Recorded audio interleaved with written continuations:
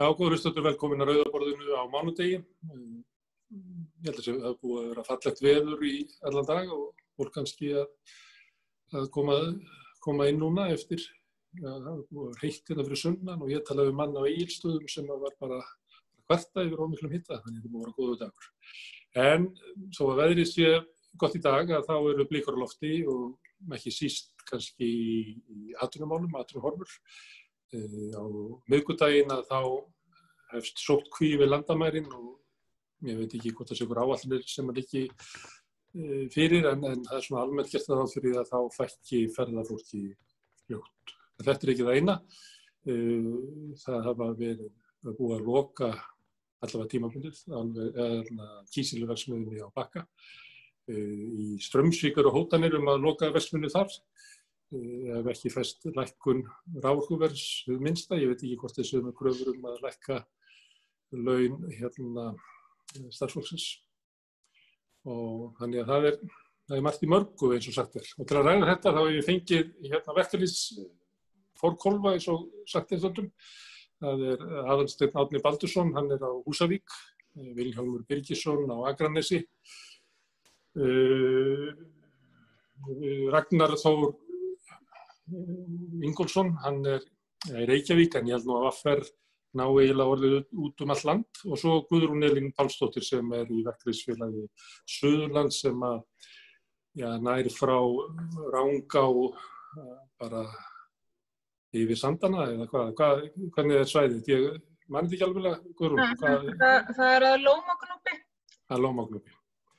Herðu, en til að ræða ástand þá langum við að byrja hjá þér Aðalsteinn út af lokuninni á Bakka. Þetta er nú svona reiðarslag eins og sagt er að svona stór vinnustaður bara loki.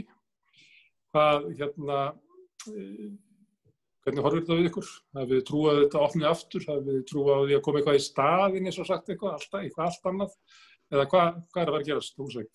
Já, sko, það er rétt, það er búið að stoppa tímabundið stöðva vinnsluna á Bakka og ég hef fulla trú á því að þeir hefji aftur starfsemi, enda er það afar mikilvægt fyrir okkur og íslenska þjóða svo verði því að þetta er gjaldeyrisskapandi fyrirtæki og vegna markaðsaðstæðna á COVID þá stoppuðu þeir og þess ber líka geta að þetta er ekki fyrirtæki sem er í eigu einhver stórs orku eða álvers eða kísilmáls auðhrings eða eitthvað annað. Þetta er bara fyrirtæki sem er í eigu fjölskyldu í Þýskalandi.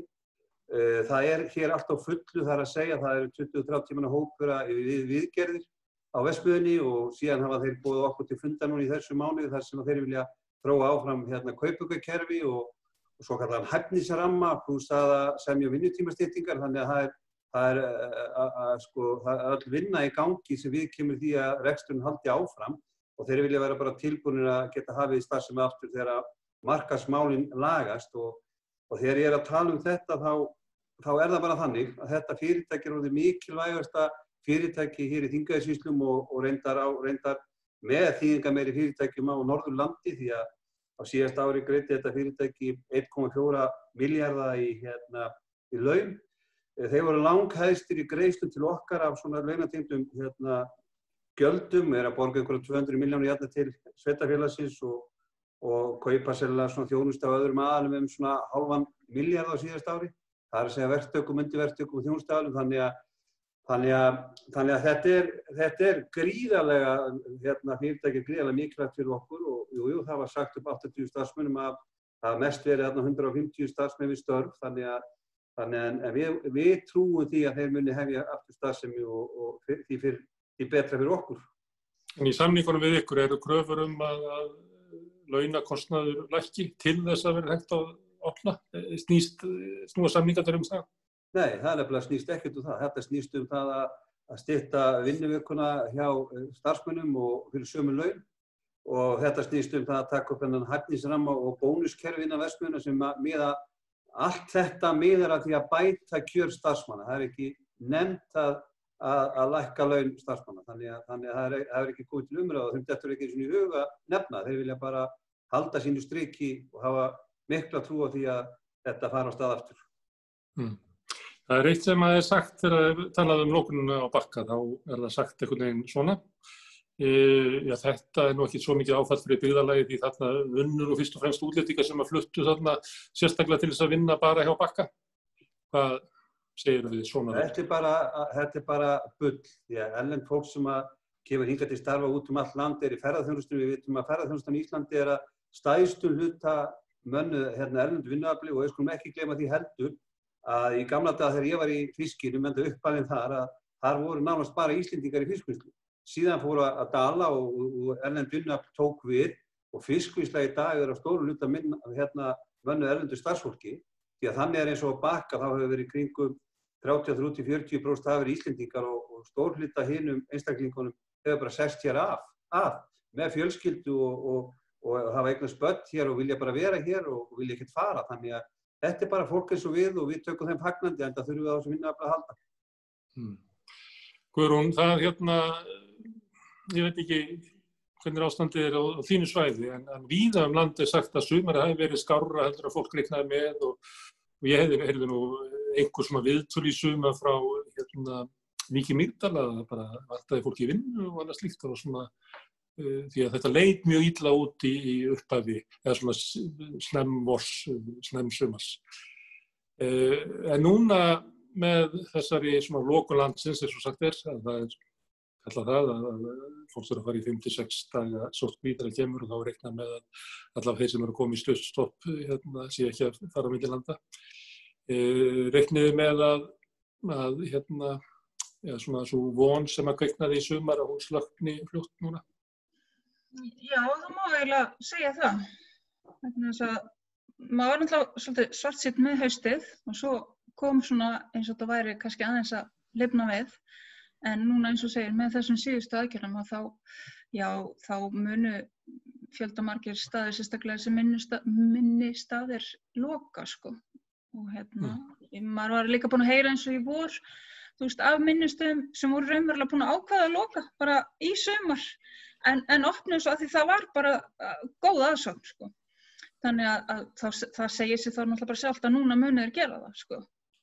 Þannig að ég held að verða ansi margir sem að loki. Maður veit ekki alveg með stóru hótelinu, þau náttúrulega reyna eins og þau geta að hafa opið. En ég hef svo sem ekkert heyrt frá þeim sko hvernig stemmingin verður í vetur sko. En svo ég líka eins og heyrt reyndar ég ekki á mínu svæði en ég fór í smá ferðalag fyrir hálfum mánuði og þá einmitt verið að tala um þetta hótel sem að myndu ekki hafa opið í vetur nema eingöngu fyrir hópa. Það yrði bara fyrirfram bókanir á hópa og svoleiðis. Þannig að það má líka kannski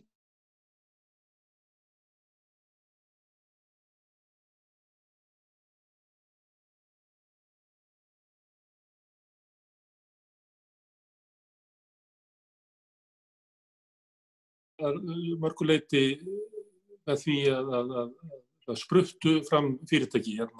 Fólk fór að leigja bara Airbnb og það var bara einhver rekstur í kringum einhvern jeppa eða eitthvað á bílskúrnum og eitthvað fleira. En síðan þegar fóru á leið þá fóru svona stærri fyrirtækin að verða meira ábyrgandi að byggja stærri hótel meðal annars á ykkar svæði. Það eru hissa þegar maður keyrir svona sem gamall Íslendingur að keyra allir bara sér risa byggingu einhvers staðar út í middle of nowhere eins og sagt. Er það ekki þannig að smærri fyrirtækin standi þetta betur af sér heldur en stórfyrirtæki? Ég ekki viss að það sé þannig. Allavega svona það sem ég þekki til að þá bara líst fólki ekki á það að hafa opið. Allavega svona það sem hefur komið inn á borð til mín. Þannig að ég ekkert endilega viss að það sé þannig að þeir standi betur sko. Í sjónvarpinu daginn var viðtal við hótelstjóra við Mývatn sem var að skella í lás og flytja í bæinn. Heldur að þið eftir að sjá það að fólk fari á svæðinu og flytja í suður? Já, ég býst við því. Við erum alveg séð það gerast núna að fólk sé að fara. Náttúrulega þeir sem koma erlendis frá, þeir eru margir farnir heim og þeir hafa líka fresta gæfunar að fá vinnu frekar kannski í Árnessýslu eða í Reykjavík eða höfuðborgarsvæðinu. Þannig að það er ekki eingöngu að sé farnir heim til sín, heldur líka reyna að fara þar sem meira möguleiki að fá vinnu. Af því að eins og til dæmis í litlum svæðum eins og Vík bara, af því við vorum að tala um Vík áðan, að þá svo gríðarlega stór, það svo mikið ferðamennska, ferðaþjónustan sem að mikið af störfum í ferðaþjónustu og náttúrulega þegar hún lokar þá ekki hlaupið að því að finna annað starf. Það algjörlega umbreytt Vík að mann engin ákvörði fólki lífið þarna áður en að ferðamann komið. Þetta orðið bara eitt risa ferðamanna móttaka. Já, þetta var bara svolítið svona basic bara eins og þessi litlu bara þorp út á landi, þú veist, það þessi grunnþjónusta bara í rauninni. Það ekkert mikið annað, eitt bílaverkstæði kannski og eitthvað svona. Þjónusta við sveitirnar í kring. Já, þannig að, já, Vík svolítið þannig og líka Klaustur, sko. Og Klaustur líka. Herðu Vilhjálmur, Bakki lokar vegna COVID, það bara minni eftirspurn eftir vörunni út í heimi út af samdrætti í heimshagkerfinu og bara minni framleiðslu. Framleiðsla orðið mjög flókin, þeir alltaf verið að loka svæðum og opna svæðum. Ísrael hefur svona lengi á leiðinni hótunum að loka vegna þess að verksmiðjan bara of lítil og stenst ekki í samkeppni. Þar reyndar í framleiðslu stóraukin framleiðsla kínverja og kannski fáir sem að sjá svona bjarta tíð framdað þar, hótunum að loka nema verði lækkað raforkuverðið. Þið á Akranesi eru búin að missa sjávarútveginn eiginlega frá ykkur, kvótinn farinn og ykkar kannski mikilvægasta atvinna inn í Hvalfirði, þar sem eru 2 stóriðjuver. Er ruggur í ykkur að þau munu kannski fara svipað leið, að annaðhvort verði krafa að starfsfólki lækki launin eða raforkuverði lækki eða þá að menn munu bara loka vegna þess að þið standist ekki í samkeppni við ykkur verksmiðjur ykkur allt annars þar í heiminum? Já, ég held að sé hægt að segja það að við stöndum á miklum krossgötum. Og það alveg rétt sem að þú nefndir að við Akurnesingar höfum gengið í gegnum svo miklar hörmungar á undanförnum árum að það vart hægt að koma orðum að því. Það nægir að nefna að við vorum hér með 3. stærsta sjávarútvegsfyrirtæki hér á Akranesi sem var Haraldur Böðvarsson sem síðast sameinaðist Granda og heiti Brim í dag. Árið 1998 að þá greiddi Haraldur Böðvarsson 5,6 milljarða. Þetta eftir 5,6 milljarða í laun hér á Akranesi. Í dag þetta allt farið. Og þú spyrði hvort að við séum óttaslegin varðandi hinn fyrirtækin, hinna burðarstólpana í okkar atvinnulífi sem eru stóriðurnar upp á Grundartanga. Þá því fljótsvarað já og nægir að nefna þar sérstaklega Elkem Ísland sem kísilverksmiðja með sambærilegum hætti og á Bakka. Það reyndar rótgróið fyrirtæki nánast skuldlaust en þar hafa eigendur fyrirtækisins gefið það út eftir að raforkuverðið hækkaði hjá fyrirtækinu á síðasta ári 1,3 milljarð á ári sem að hækkunin nam. Þetta fyrirtæki hefur skilað að meðaltali 800 milljónum í hagnað frá árinu 1998 en raforkuhækkunin ein og sér nam 1,3 milljarði. Og það þarf ekki mikinn hagfræðing til að sjá að slíkar rekstrarbreytingar kalla á mikinn niðurskurð og hættu á því að fólki missi vinnuna. Enda hefur það komið í ljós að fyrirtækið hefur núna ráðist í miklar hagræðingar á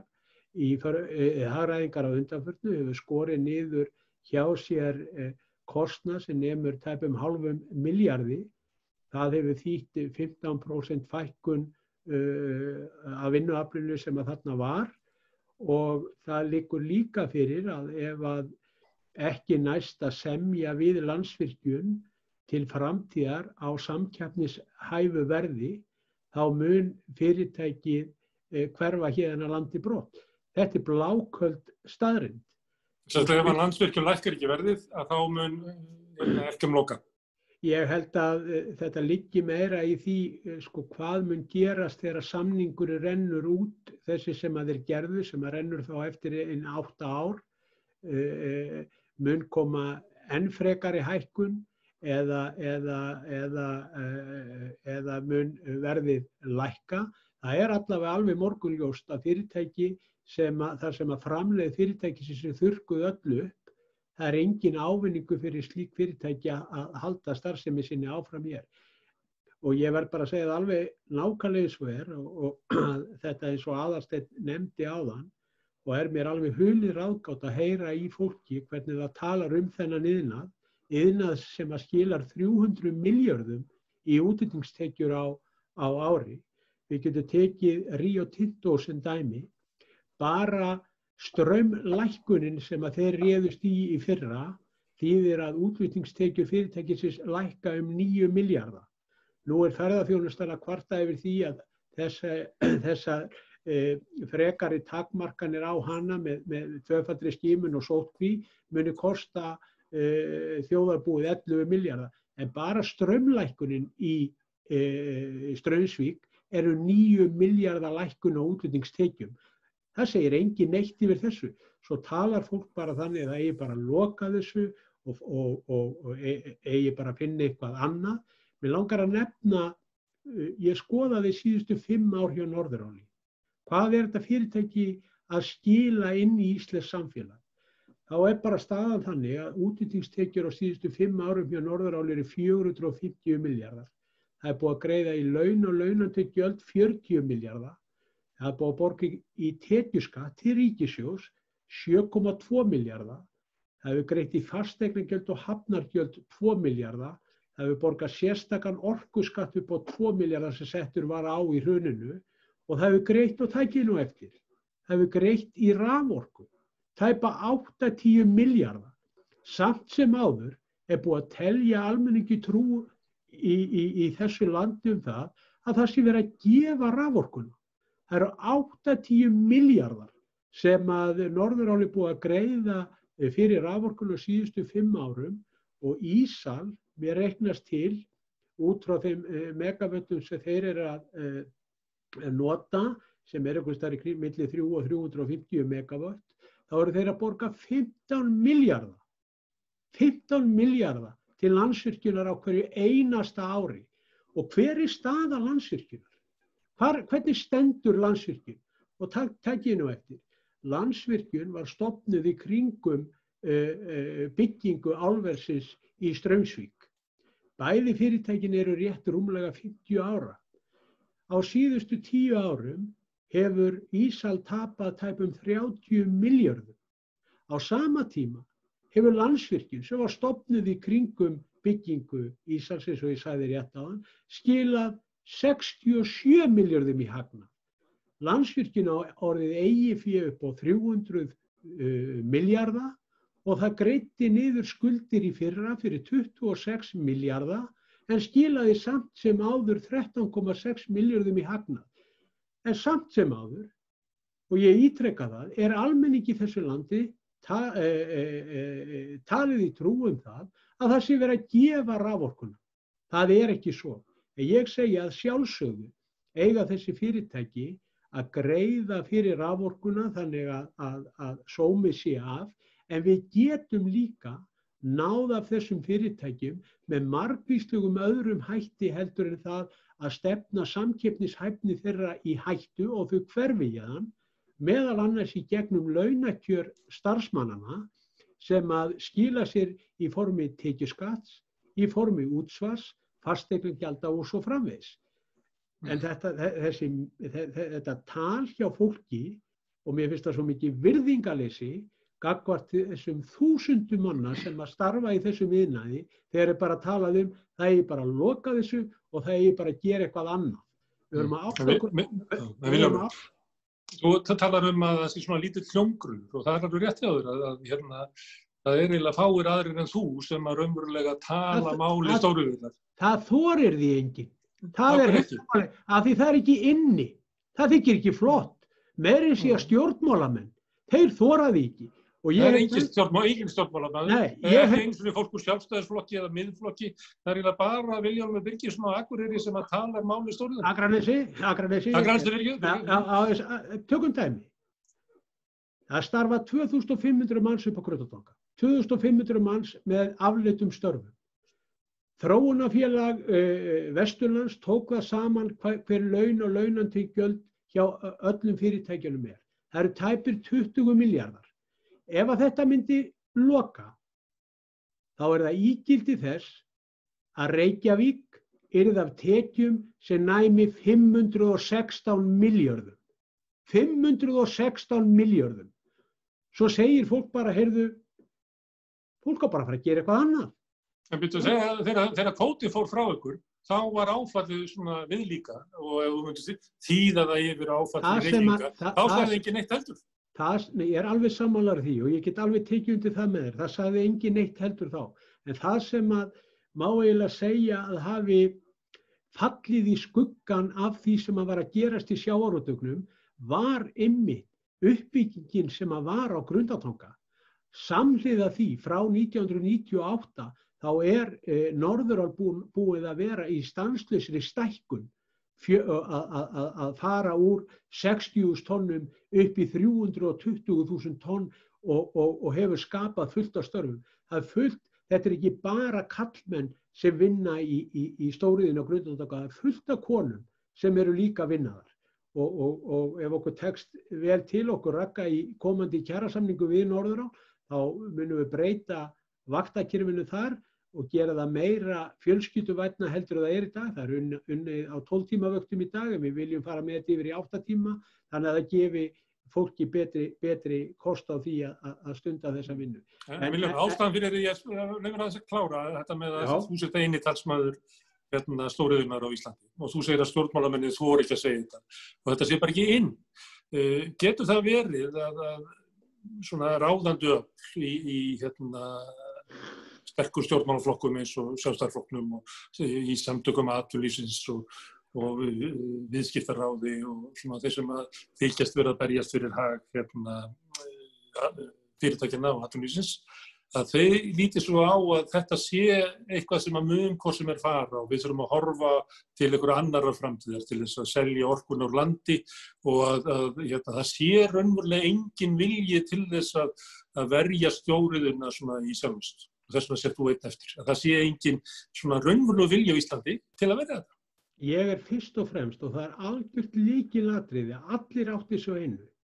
Ég ekki að verja þessi eigendur þessara fyrirtækja. Ég að verja lífsviðurværi minna félagsmanna. Ég að verja lífsviðurværi mitt hjá mínu sveitafélagi sem að skiptir sköpum að hafa þessi öflugu fyrirtæki innan okkar vébanda. Ég ætti mér enga ósk heitari heldur en svo að eignarhaldið á þessum fyrirtækjum væri í íslenskri eigu en ekki erlendra auðhringja. Ég get alveg fyllilega tekið undir það, en það verður þá að vera einhverjir tilbúnir til þess að fjárfesta í þessum fyrirtækjum því að ef við tökum Norðurál sem dæmi, þetta fyrirtæki og taktu nú eftir. Þetta fyrirtæki sem búið að skila 100 milljörðum í hagnað frá því að hóf starfsemi 1998. Það eru einungis 2 ár frá árinu 1998 sem að þetta fyrirtæki hefur rekið með tapi. Það hefur rekið með glæsibrag og ástæðan fyrir því að það hefur rekið með glæsibrag vegna þess að þarna starfandi mjög hæft fólk en grundvallaratriðið fyrir minni baráttu það að ég að verja lífsafkomu minna félagsmanna og ég hana meira að segja þannig og ef engi gagnrýni að ég gangi erinda stóriðju fyrirtækja hef fengið svoleiðis guðsundar yfir mig. En ég held að menn ætti að skoða þetta. Verkalýðsfélag Akraness hefur stemt Norðuráli 5 sinnum fyrir dómstóla. 5 sinnum fyrir dómstóla vegna ágreinings túlkun á kjarasamningi. Við erum núna búin að láta kjósa yfirvinnubann, ég og félagi Ragnar og verkfall í Norðuráli. Hvaða erinda eru við að ganga? Við erum að verja okkar afkomu okkar félagsmanna og við viljum fá hlutdeild í því þegar vel gengur. Getur verið að þeir sem eru að tala fyrir hönd fyrirtækjanna eða svo Sjálfstæðisflokkurinn, Samtök atvinnulífsins, Viðskiptaráð og fleiri, líti svo á að það sé kannski bara betra fyrir samfélagið, fá bara hærra verð fyrir orkuna með að flýta hana bara beint út og þessi störf sem eru þarna hjá honum Vilhjálmi Birgissyni upp á Skaga, þau mega bara missa sín, við erum ekkert að hugsa það, við viljum bara fá meiri pening inn í Landsvirkjun fyrir orkuna. Ef að menn hlusta á viðtali við Hörð Arnarsson, forstjóra Landsvirkjunar sem að tekið var við hann þegar hann var að svara minni gagnrýni í Reykjavík síðdegis, þá segir hann einmitt þetta. Það er hægt að fá hæsta verð fyrir raforkuna með fleiri möguleikum heldur en að skapa atvinnu kringum það. Og hvað var hann að meina? Hann var náttúrulega var ekki að meina neitt annað heldur en það að hingað yrði lagður sæstrengur til Evrópu eða til Bretlands og að raforkan yrði seld í burtu. Þá spyr ég á móti. Ef við getum fengið hæsta verð fyrir allar aflaheimildir okkar með því að selja þær á uppboði hjá Evrópusambandinu og fá hingað bara verksmiðjutogar einn, ættum við að gera það. Á hverju á fólkið hér á landi að lifa ef það hefur ekki atvinnu? Þetta byggist upp á því að við nýtum okkar auðlindir til atvinnusköpunar, fólkin okkar til heilla, sveitarfélögunum, ríki og svo framvegis. En að tala með þessum hætti eins og fólk hefur talað, og ég tala nú ekki eins og í læknastéttinni þar sem ég ætla ekki að nafngreina þann mann, sem að hefur talað hér eigi bara loka þessu og hér sé fyrirtæki komið í líknandi meðferð og best sé að slökkva bara á öndunarvélinni. Hvaðan verða tekjurnar til við að reka Landspítalann og alla heilbrigðisþjónustuna í landinu? Hún verður til í gegnum ferðaþjónustuna, hún verður til í gegnum stóriðjurnar og hún verður til í gegnum sjávarútveginn. Það eru þessar 3 greinar sem að halda íslensku samfélagi mest uppi. Útflutningstekjur frá þessum greinum. Núna stöndum við frammi fyrir því að ferðaþjónustan, hún hrunin. Gjörsamlega og við vitum ekkert hvernig hún mun taka aftur við sér. 600 milljarðar. Ætla menn að horfa síðan upp á 300 milljarðar til viðbótar í formi orkusækins iðnaðar hverfa líka. Hvað er þá eftir? Fólk verður að átta sig á því hvernig við byggjum þetta land okkar upp. Og það er grundvallaratriði að fólkið okkar hafi vinnu. Það er númer 1 og 2. Nú ætla ég að snúa mér að þessum sem þú kallaðir félagarregnar í þessar regnar. Og ásakaði ég var svo lengi á leiðin til þín, ég tók Hvalfjörðinn, ég fór ekki í gennum göngin. Tók eina messu í gennum Hvalfjörðinn.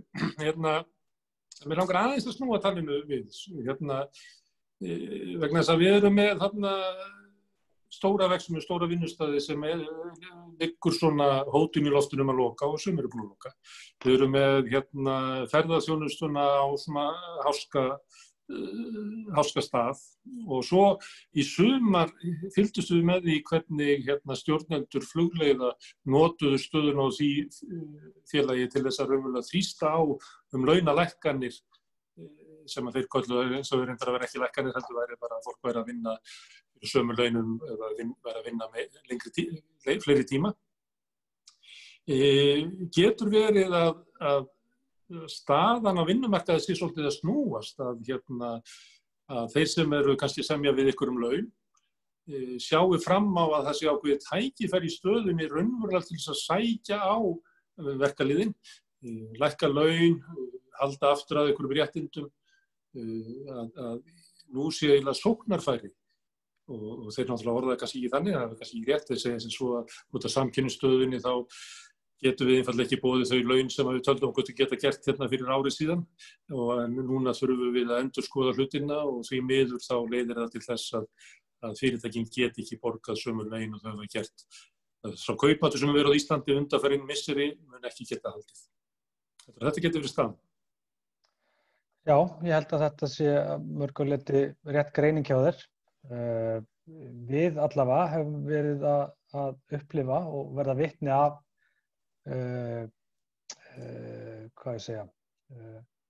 að Samtök atvinnulífsins hafa verið að stíga svona yfir ákveðin mörk og ákveðna svona óskráða leikreglur sem ekki hefur verið farið yfir áður eða allavega ekki í það minnsta í mjög langan tíma. Þetta sjáum við í tómlætismálunum, þetta sjáum við framgöngu til dæmis Borgarleikhússins sem að bera fyrir sig gamalt fiskvinnsluákvæði frá 83 aflabrest að henda bara fólki út á skítugum skónum eins og blautum gólftuskum, launalaust og segja þeim bara að fara á bætur og ætla að komast hjá því að greiða uppsagnarfrest. Við sjáum þetta þegar að flugfreyjunum var sagt upp og það var gengið mjög nærri samningsréttinum eins og við þekkjum hann í dag og var í sjálfu sér miklu alvarlegra mál heldur en fólk almennt gerir sér grein fyrir.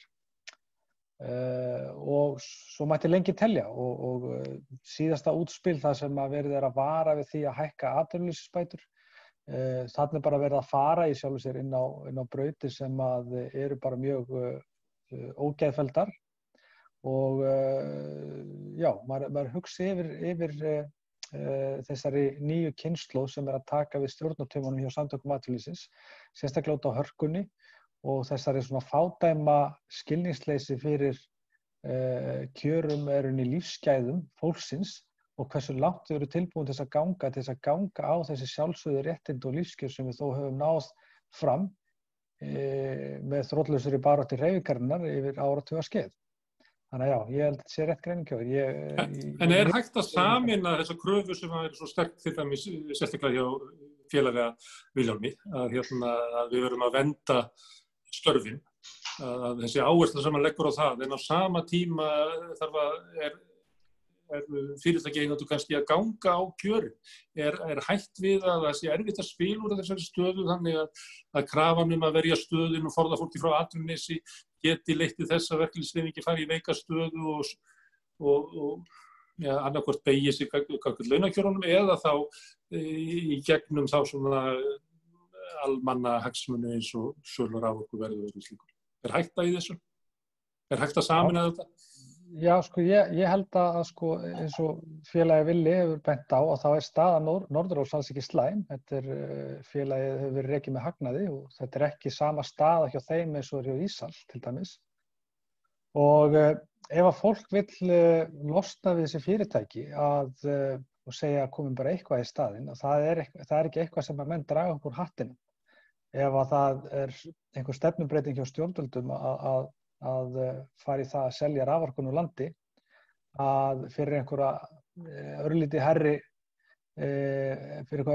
hærra verð eða eitthvað hærra verð að þá hefði maður vilja fá þá einhverju útlistun á því hvernig á þá að halda fólkinu uppi sem að mun missa störf og vinnu mun slík stefnubreyting fela í sér nægjanlega hátt verð til þess að halda hér fólki uppi í mannsæmandi framfærslu.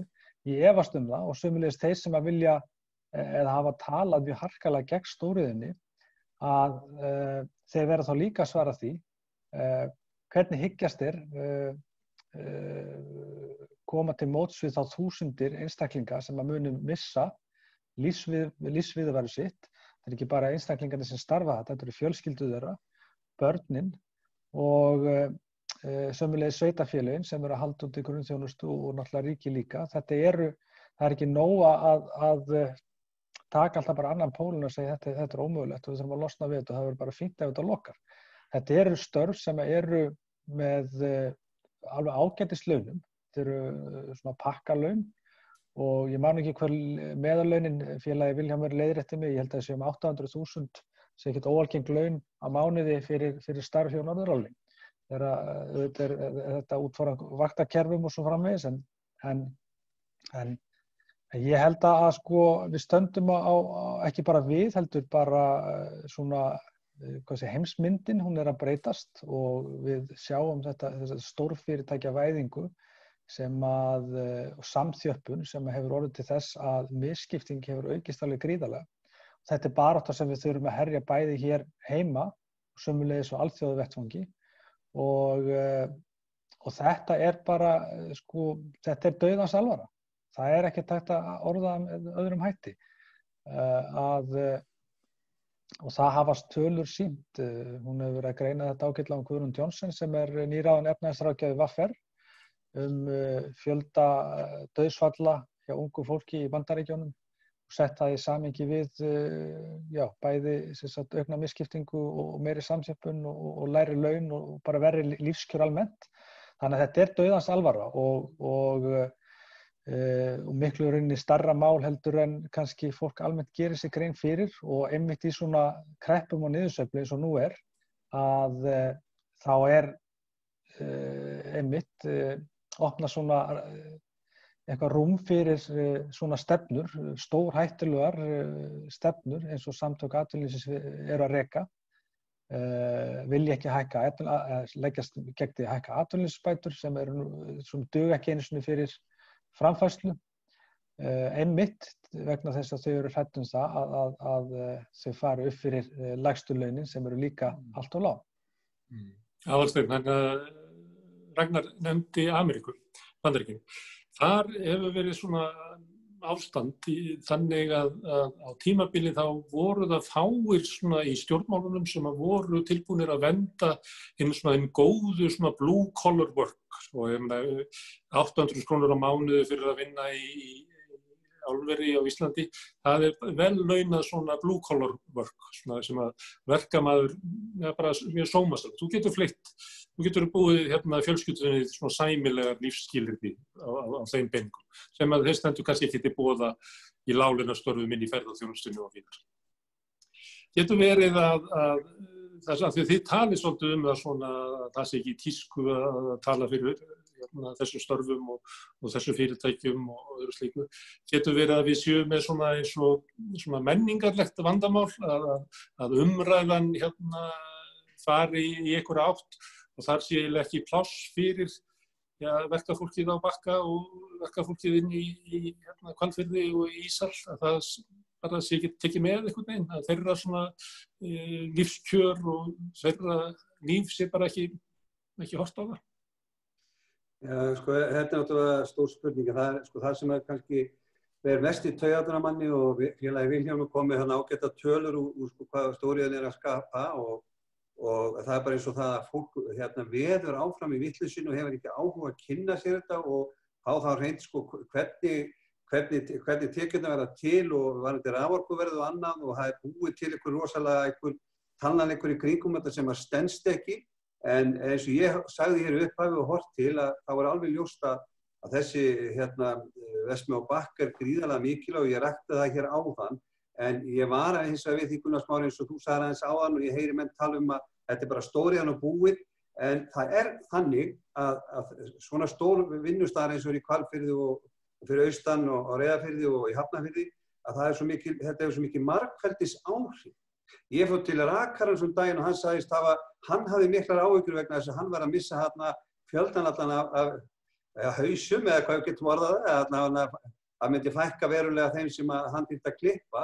Og það fækkun og verður fækkun ég var að tala við sveitarstjórnarmann í dag sem sá fyrir sér fækkun í grunnskóla, leikskóla og við erum að sjá það líka að sveitarfélögin sem eins og hér fyrir norðan og víðum landi eru svona burðarásinn og það eru þjónusta við íbúa fer eftir þeim tekjum sem sveitarfélögin hafa og það bara þannig að meðan þegar sveitarfélögin missa sína mikilvægustu vinnustæði úr leik að þá náttúrulega hefur það áhrif á íbúana og til dæmis eru hafnarverkamenn sem eru hjá verktökum, þar er samdráttur og búið að vera að segja upp, það þvottahús sem sér að þrífa vinnufatnar á Bakka, þar eru samdráttur og boðar uppsagnir, það Eimskip sem hér með flutning og annað.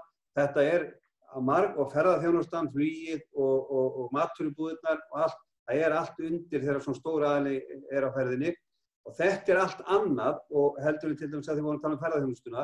Einu skipti sem ég spurður af því, hvað getur við greitt lág laun, það þegar ég fæ hringingar úr ferðaþjónustunni þar sem að menn og eigendur eru að spyrja því hvað megi fara neðarlega svo þessi ekki að brjóta ákvæði kjarasamninga.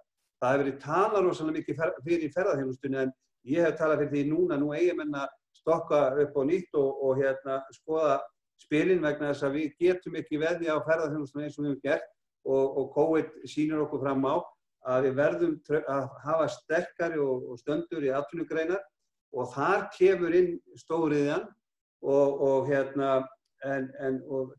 því miður þá bara virðast menn ekkert vilja trúa og vilja ekkert skilja það hvað hún er mikilvæg fyrir okkur og það er rétt, ferðaþjónustan, það er að segja pólitíkin, stjórnmálamenn, þeir eru svona bara þeir hafa að tala efla ferðaþjónustan og eitthvað annað. Nú sjávarútvegurinn hefur verið að falla og kvótinn hérna frá Húsavík, þetta sé ekki 90% af honum farin núna á einhverjum 20 árum. Þannig að þetta er bara sagan hringinn í kringum landið en við þurfum að halda í þessi mikilvægu störf því að margfeldisáhrifin eru svo mikil og það eru góð laun þarna víða í þessu kerfi fyrir okkar fólk sem ofta tíðum hefur ekki mikla menntun að baki. Leið mér aðeins að spyrja það aftur svona kúltúrískan mun, svona til dæmis ári kvótakerfisins þegar sumar sjávarbyggðir voru raunverulega bara að leggja stað eins og Þingeyri og Flateyri voru fyrir gríðarlegum höggum og áföllum svona upp úr miðjum síðasta áratug, síðustu aldar. Þá var eiginlega engin viðbrögð í samfélaginu. Það var eins og, já, þetta fólk getur bara flutt suður og eins og það væri bara frelsun í því að losna við að búa í þorpi og fá að búa í blokk í Reykjavík. Það var svona stemmingin eins og það væri raunverulega ekki nein verðmæti sem var að glatast. Getur það verið að sýn okkar á svona verkamannin sem verkamannavinnu þar sem að verður skítur hendurnar sé þannig að það sé bara umræða lokun álvera og lokun stóriðju út allt land og fólk segir bara já, þetta er bara allt í lagi, fólk getur bara að fengið sér almennilega vinnu á skrifstofu eitthvað og bara miklu betur sett að losna út úr þessu. Getur verið að eitthvað svona kultúrmunur sem hefur rifið Bandaríkin á hol sé líka einhver leit á Íslandi. Það er bara á Íslandi, það þarf ekki svona veltaði fyrir sig. Við vorum að tala stóriðjuna, við erum líka að tala það að Landsvirkjun menn eru að tala fyrir því að flytja orkuna virkja á Íslandi og flytja orkuna með sæstreng út til Evrópu sem þýðir bara eitt að það mun veikja atvinnuveginn á Íslandi og pluss það mun hækka raforkuverð á okkur neytendum og við getum haldið svona áfram. Við vitum alveg hvernig verslunin hefur djöflast í því að varðandi íslenska landbúnað að leggja hann helst af og flytja allt inn. Þannig að það eru þessar raddir sem ég vil meina að sé ákveðið krabbamein í íslensku þjóðfélagi. Það er að drepa allt sem heldur okkur hér gangandi. Og við hljótum að sjá það núna í gegnum COVID hvað er mikilvægt fyrir okkur að efla íslenska landbúnaðinn. Það er bara öfl í landinu sem vilja landbúnað, að hann verður bara lagður á Íslandi. Það er bara öfl sem vilja hafa það þannig og eins og Vilhjálmur talaði hér áðan sjávarútveginn að ég held að hafi aldrei og ég er fullviss það að það var óheilla þróun á sínum tíma þegar örfáar útgerðir á Íslandi gátu eignast kvóta með þeim hætti sem varð. Þannig að það er einhvern veginn, við erum að fástu þetta alla daga. Það er bara þannig. Guðrún, þegar að verkalýðsfélag mætir fyrirtækjaeigendum í samningum og kannski með 20% af sínu fólki á atvinnuleysisskrá. Það er ekki mikið afl í slíku verkalýðsfélagi. Það er ekki sterk samningsstaða. Nei, það er alveg rétt. Það er náttúrulega veikir okkur þegar staðan er þannig. En ef við stöndum saman og þá tala ég nú bara hreyfinguna, þá náttúrulega erum við sterkari og getum beitt meiri þrýstingi og svo framvegis. Þannig að ég held að lykillinn í því núna sé bara samstaða hjá okkur hreyfingunni. Þannig að En þarf hreyfingin að koma með tillögur atvinnuuppbyggingu? Já, hún getur auðvitað gert það. Ég held að hún getur alveg komið með hugmyndir á því og en það kannski það er ekki hún sem gerir það eingöngu, þannig að það þarf auðvitað að koma, við þurfum að fá svar við því frá stjórnvöldum og atvinnurekendum og svo framvegis. Þannig að ég held að þurfum ekki að hugsa svo langt aftur í tíman að þá sjáum við fjölbreytilegri fyrirtæki, það voru samvinnufélög og bæjarútgerðir og gott ef að verkalýðshreyfingin rak ekki bara fyrirtæki, alþjóðabrauðgerðina og ýmislegt fleira. Þannig að það sagt stundum út í heimi að þetta sé svo mikið ströngur sem við erum að lifa, að alls konar eldri hugmyndir sem við töldum að væru bara komnar ofan í skúffu að þær gjósa aftur upp. Erum við okkur í svona stöðu að ef að fyrirtækjaeigendur ætla að nýta ástandið bara til þess að berja niður kjörin, að verkalýðshreyfingin ætla að mæta með einhverja tillögur atvinnuuppbyggingu, eða til dæmis að ef það er svona margir á atvinnuleysisbótum eins og Ólafur Margeirsson hefur lagt áherslu á, ef það ríkið eitthvað sem að borga svona mörgum eða út úr atvinnuleysisbyggingasjóði, væri ekki næra að fólki væri að rækta skó eða gera eitthvað sem að gagnast samfélaginu? Já, ég held að það sé bara algjörlega þannig að það bara bætir líka geðheilsu fólks að hafa vinnu, og ég held að ríkið að það væri miklu betra fyrir það að reyna að skapa störf, já, eins og segir í skógrækt eða hverju sem garðyrkjurækt eða hvað sem það er. Það var fleiri að vinna á elliheimilinu og fleiri að vinna í leikskóla. Já, bara allt mögulegt, sko. En það náttúrulega hefur verið þannig síðustu árin eins og kannski fyrir hrun líka, að flest öll eggin voru sett í sömu körfuna, þannig að það hefur ekki verið mikið fjölbreytileiki hjá okkur, og sem er ekki gott. Þannig að við þurfum bara, held ég, að, já, svolítið að svona tala fyrir því að það verði svolítið, það er það sem við þurfum.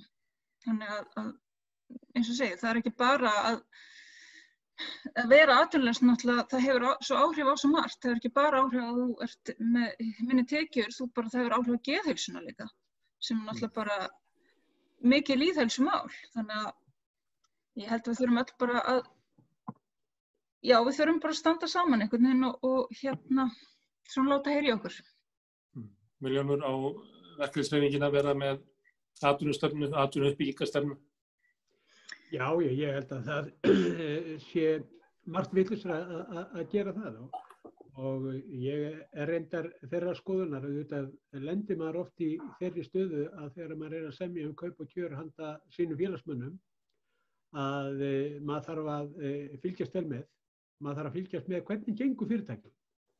Og ég hef haft það fyrir reglu hjá mér, gagnvart stærstu viðsemjendur sem ég að semja fyrir, sem hafa verið í gegnum árin, Grandi, hefur verið Elkem Ísland og Norðurál. Ég rýni í ársreikninga þessara fyrirtækja til að undirbúa mig áður en ég hef viðræður við þessi fyrirtæki. Og auðvitað getur það komið fyrir að staða fyrirtækjana sé með þeim hætti að maður sé nauðbeygður til að taka tillit til stöðunar eins og hún á hverjum tíma fyrir sig.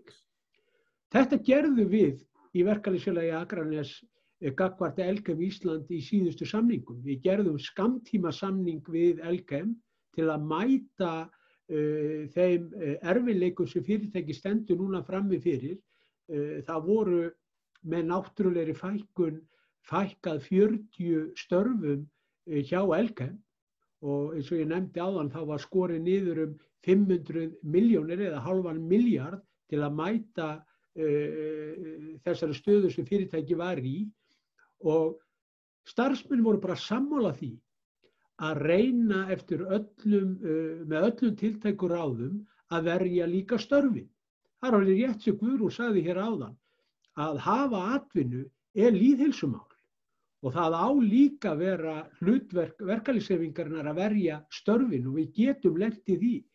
Hins vegar erum við núna í viðræðu við Norðurál, og ég ætla bara að fá að nota það orðið, þeir eru með smá dólg við okkur núna, og þeir fá bara dólg á móti, vegna þess að við erum búin að kanna nákvæmlega hvernig staða þessa fyrirtækis hún með allt öðrum hætti, heldur en hjá bæði Elkem og Rio Tinto, og þar að leiðandi eru engar forsendur fyrir því að Norðurál semji með lakari hætti kaup og kjör heldur en gert var áður en þessi faraldur skall á. Það bara kemur ekki til greina, og þeirri forsendu boðum við til yfirvinnubanns og verkfalls. En það hefur verið mín sýn að hagsmunir launafólks, fyrirtækja og stéttarfélaganna, þau fara oft á tíðum saman. Það bara þannig. Því ef að fyrirtækjunum gengur illa, þá alveg ljóst að það erfiðara fyrir okkur að sækja fram kjarabætur og auka hlutdeild okkar, handa okkar félagsmönnum. En við verðum líka að vera vel undirbúin og vita þegar að staða fyrirtækjana góð og þegar hún slæm. Og ég tek alveg undir það með þér, ég óttast það að mörg eða sum fyrirtæki muni reyna að nýta sér það ástand sem að núna ríkir í íslensku samfélagi samhliða COVID, því að það ekkert öll fyrirtæki sem eiga erfiðleikum þó að mörg hver séu í þeirri stöðu og þá sérstaklega í ferðaþjónustunni. En hvað með svona,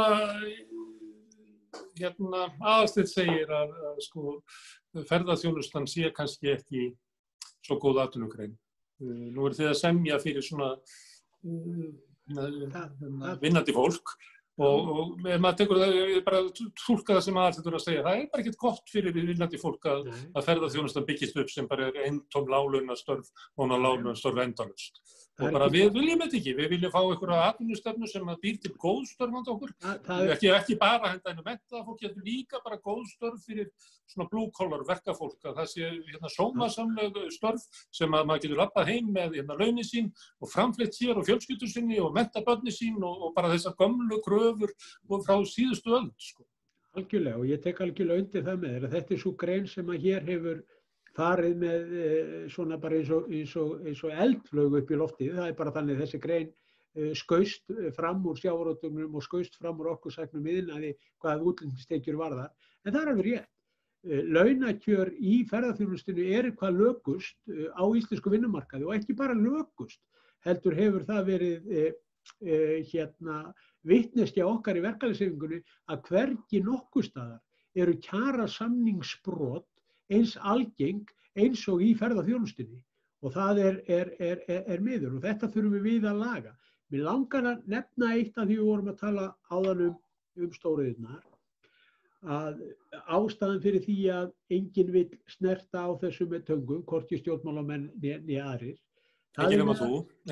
Já, og ég geri það stoltur að reyna að verja störf minna félagsmanna og ég tala nú ekki þegar ég áttaði mig á því að sennilega okkar stærsta framlag til umhverfismála í gegnum stóriðjurnar okkar hér á landi. Og ég skal færa fyrir því góð og gild rök.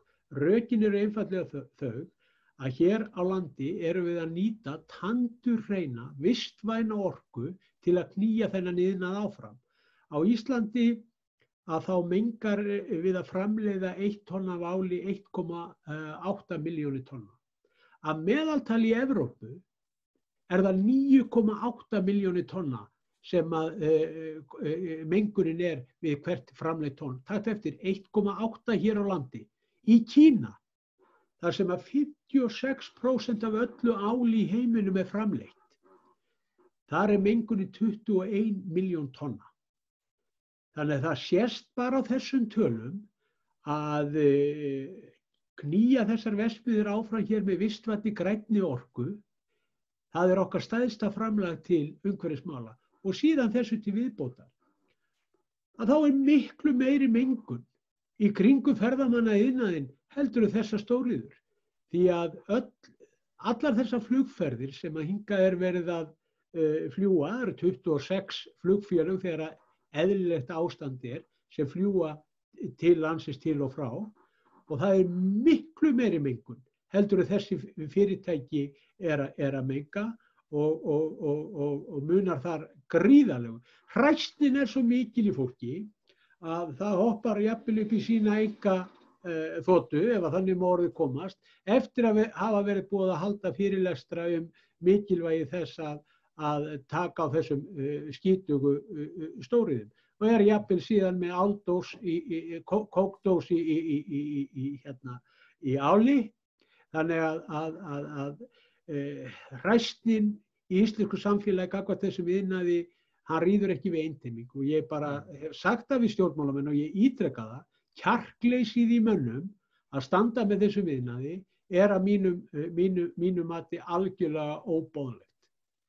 Ragnar, langaði að koma einu máli til viðbótar. Ég veit ekki hvort að þú viljir eitthvað að segja atvinnustefnu verkalýðshreyfingarinnar. Ég ætla þá bara að bæta þessu ofan, þú leggur þá bara út frá þessu líka Núna í vikunni held ég, eða bara fyrir viku síðan, þá opnaði Samherji svona hátækni fiskvinnsluhús á Dalvík, róbótavætt og einn róbótaliftari var skýrður eftir einhverjum fyrirverandi liftaramanni. Þetta er svona dæmigert það hvernig vélarnar eru að taka yfir störfin. Ég held að hafi verið yfir 10.000 mann sem unnu við fiskvinnslu í upphafi kvótakerfisins og það er komið svona rétt rúmlega 2.000 í dag. Ef maður tæki mismuninn og setti fólki bara á lægstu laun, kannski 400.000 krónur með á mánuði með launatöldu gjöldum, að þá er þetta svona 35 milljarðar sem að hagræðingin fyrst með því að skeppa vinnslunni saman og síðan róbótavæðingin hefur raunverulega tekið frá launaumslógunum og flutt til eigandana eða fyrirtækjana. Það sumuleyti þeir peningunni í því að fjárfesta í þessari róbótavæðingu, en á endanum þá er þetta raunverulega verið að flytja peninga frá launafólkinu til eigandana. Þetta er kallað fjórða iðnbyltingin og hún er náttúrulega löngu hafin á Íslandi og sérstaklega í íslenskum sjávarútvegi. Stórkostleg róbótavæðing. Atvinnustefna, hvort að verkefnishreyfingin eigi að vera með það og kannski sérstaklega tilfelli þess að störfin sem eru strókuð út, launaumslögin sem að hverfa, launaumslögin sem að fólk fer ekki með lengur heim til sín, að það sé einhver leið á að halda þessum fjármunum hjá almenningi. Já, þetta við erum að fara í gegnum í sjálfum sér væntanlega einar mestu tæknibreytingar núna síðustu ár og áratugi í mannkynssögunni. Það sem við erum að horfa fram á núna til dæmis í verslun, það er mikið sjálfvirknivæðing þar, fiskvinnslunni, mjög mikil. Vöruhúsin, ég hef farið að skoða stærstu vöruhús í Evrópu sem eru nánast orðin algjörlega róbótavædd. Það sem að fólk var að taka til lagervöru, þurrvöru, ferskvöru, allan sólarhringinn á vöktum sem að núna er framleidda á róbótum og störfum hefur kannski fækkað úr 1500 niður í 500. En störfin hafa líka breyst. Ég skoðaði eitt fullkomnasta vöruhús í heimi, rétt fyrir utan Helsinki fyrir 2 árum síðan. Fórum þar í heimsókn bara að skoða og þar hafa störfin breyst mikið til þess betra líka. Það er samvinnufélag sem rekur það og þar tekið mun meira tillit til lýðheilsumála, betri aðstæðna og starfsumhverfis og svo framvegis. En tæknibreytingarnar eru því miður, ekki því miður, það eru komnar til þess að vera og það er algjörlega, ég er algjörlega á því og sammála því að verkalýðshreyfingin á að reka öfluga atvinnustefnu vegna þess að þeir sem hafa rekið atvinnustefnu hingað til stjórnvöld og meðal annars samtök atvinnulífsins að þau hafa algjörlega brugðist, alveg sama hvar þú drepir niður fæti, að það er allt gert út frá einhverjum gróðasjónarmiðum en það er ekki verið að hugsa hvorki heildina né kannski framtíð samfélaga.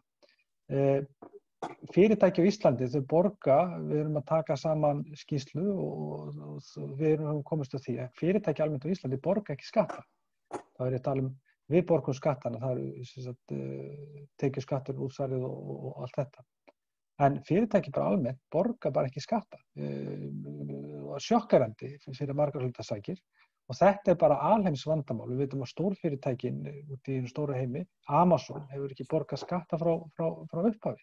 Komin í samfélög til þess að rífa upp mjög viðkvæm samfélög fyrir skattaívilnanir sem eru á svo stjarnfræðilegum skala að maður kann varla bera fram tölurnar og til þess eins að koma með störf sem eru það lágt launuð að þau duga ekki fyrir framfærslu og meira að segja í tilfellum starfsmanna Amazon að þurfa hluta starfsfólk sem starfa þar að reiða sig á matamiða frá ríkinu til þess að geta lifað. Þetta eru gríðarlegar áskoranir sem við stöndum frammi fyrir og ef við tökum bara atvinnustefnuna á Íslandi, tökum til dæmis bara byggingariðnaðinn. hér eru menn að vakna upp við það að hér sko orðið svo mikið offramboð af rándýru skrifstofuhúsnæði á meðan og síðan og rándýrum lúxusíbúðum sem fólk hefur ekki efna á, að þetta hefur verið til dæmis uppbyggingin í byggingareiðina. Hér tala menn að leggja sæstreng til Evrópu til að selja raforkun okkar, á meðan við ættum að vera miklu frekar að hugsa sko fæðuöryggi, fara í byggjendur ylræktina og reyna að gera okkur sjálfbær og atvinnuskapandi og verja það sem við þó höfum byggt upp á forsendum sem að snúa því að byggja upp góð samfélög þar sem að fólk getur lifað við mannsæmandi lífskjör, gott og traust atvinnustig og þetta, sko þarna hafa stjórnmálin algjörlega brugðist, alveg sama hvað þú drepur niður fæti. Á hverju, Ragnar? Trúðu því að markaðurinn kemur alltaf með bestu lausnina eða?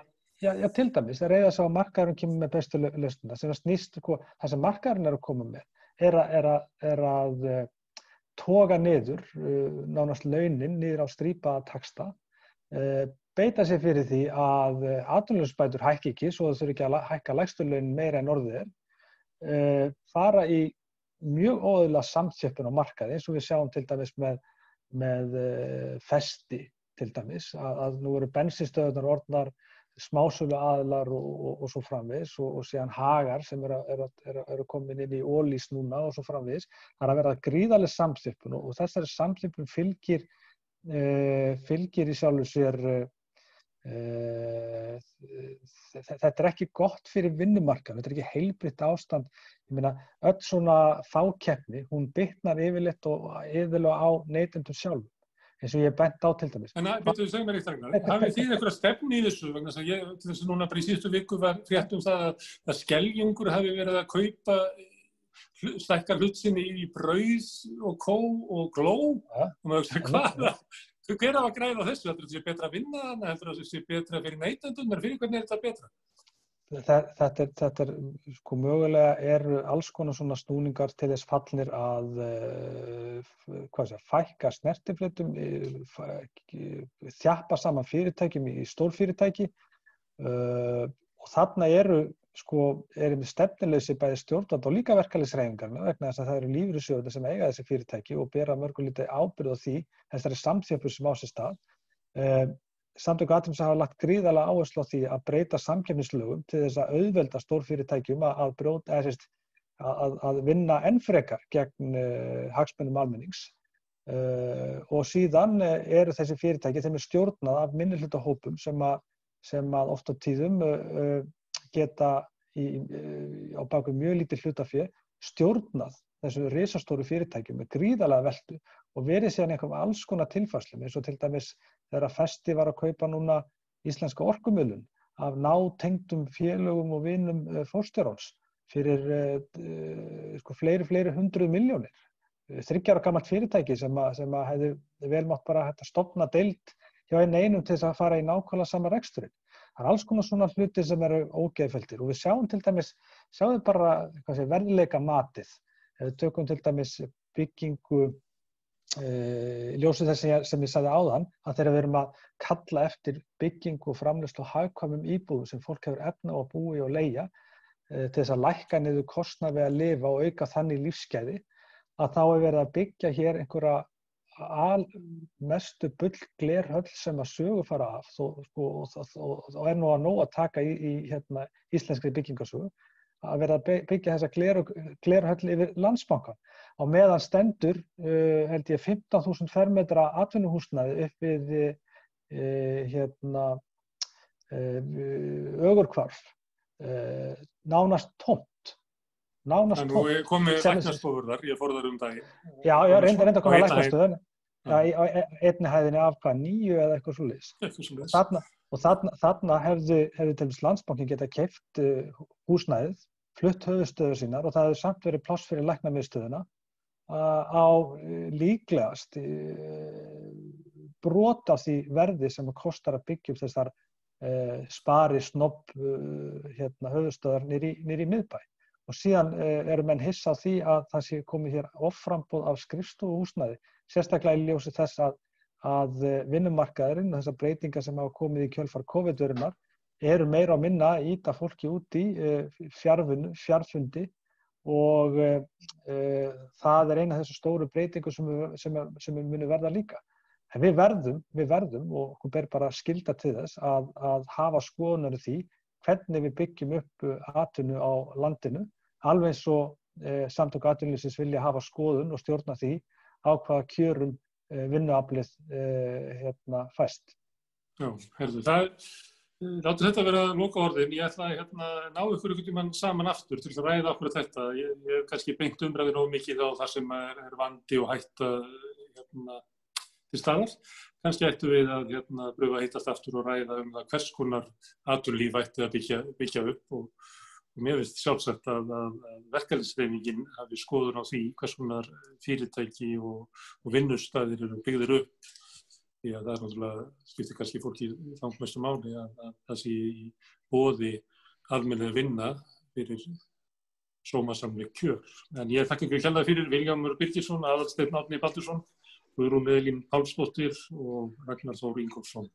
Og hlustendur þakka ég fyrir að fylgjast með okkur. Við verðum aftur annað kvöld. Ég hvet fólk til að fara inn á samstöðun.is. Þar getur fólk gerst félagi í alþýðufélaginu sem hefur þann draum að geta orðið svona fjárhagslegur bakhjarl fyrir samstöðuna og vonandi aukna starfsemi innan hennar. En takk fyrir í kvöld og í gott kvöld. Takk.